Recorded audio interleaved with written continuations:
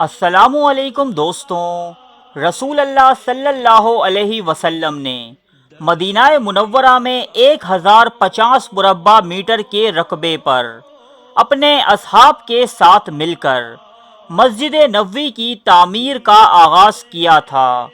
اس تعمیر میں بنیادی طور پر اینٹوں، پتھروں، چھپر کی چھت اور کھجور کے تنوں کے ستونوں کا سہارا لیا گیا تھا۔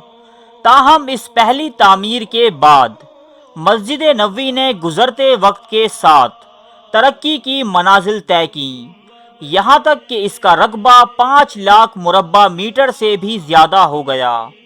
اس سلسلے میں مسجد نبوی کی پہلی توسیع رسول اللہ صلی اللہ علیہ وسلم کے دور میں ہی کی گئی، جب 1425 میٹر کے اضافے کے ساتھ مسجد کا مجموعی رقبہ 2500 مربع میٹر تک پہنچ گیا۔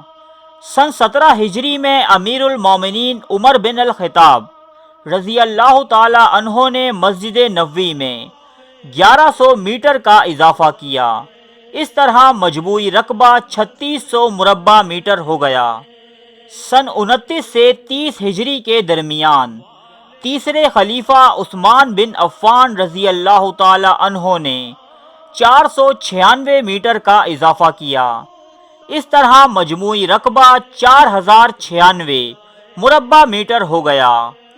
سن 88 سے 91 ہجری کے درمیان اموی خلیفہ الولید بن عبد الملک نے 2359 میٹر کا اضافہ کیا، جس کے بعد مسجد کا مجموعی رقبہ 6465 مربع میٹر تک پہنچ گیا۔ سن 161 ہجری میں عباسی خلیفہ المہدی نے 2450 میٹر کی توسیع کی، جس کے بعد مسجد نبوی کا مجموعی رقبہ 8915 مربع میٹر ہو گیا۔ سن 888 ہجری میں برجی مملوک سلطنت کے بادشاہ اشرف کیتبائی نے مسجد نبوی میں محض 120 میٹر کا اضافہ کیا، جس کے بعد مجموعی رقبہ 9035 مربع میٹر ہو گیا۔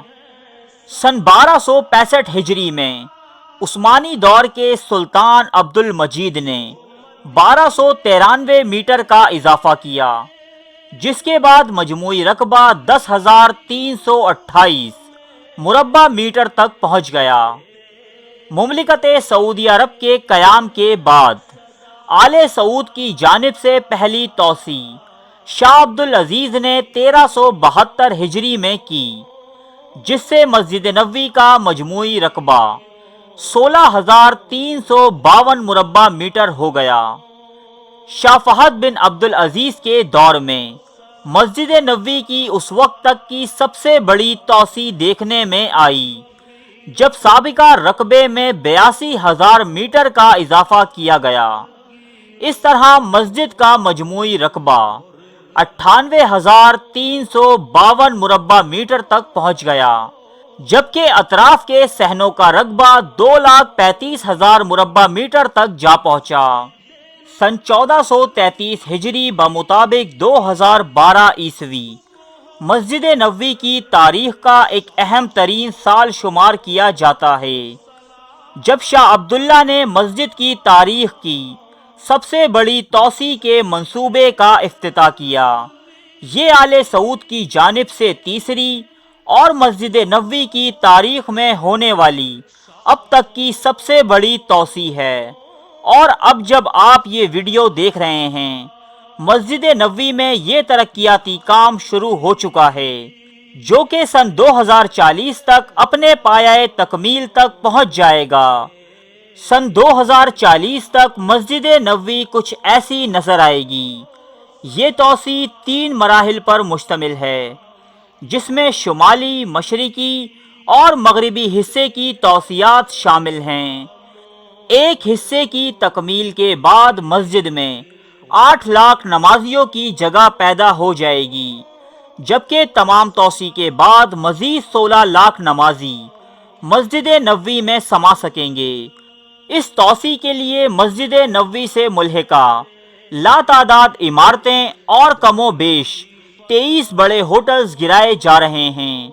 एक अखबारी रिपोर्ट के मुताबिक प्रॉपर्टी ऑनर्स को बदले में अदा की जाने वाली रकम की मालियत 25 अरब सऊदी रियाल से जायद है।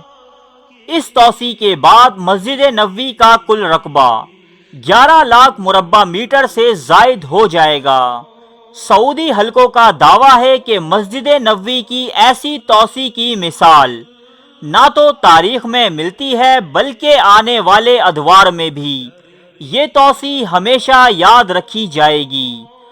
तौसी के साथ साथ मस्जिद की इमारत को इस्लामी आर्किटेक्चर के मुताबिक डिज़ाइन किया जाएगा, जिसमें 10 बड़े मीनार और कुछ गुंबद बनाए जाएंगे। इस तौसी के नतीजे में होटल्स की शदीद कमी पैदा होने के इम्कानात हैं, जिसके सदेबाब के लिए मदीना डेवलपमेंट अथॉरिटी की ज़ेरे निगरानी मदीना शहर में 21 नए होटल्स का तामीराती काम भी जारी है। इसके अलावा मदीना शहर में एक रिंग रोड और ज़ायरीन को ट्रांसपोर्ट की जदीद सहूलतें फराहम करने के लिए भी कई मंसूबे ज़ेरे तकमील हैं।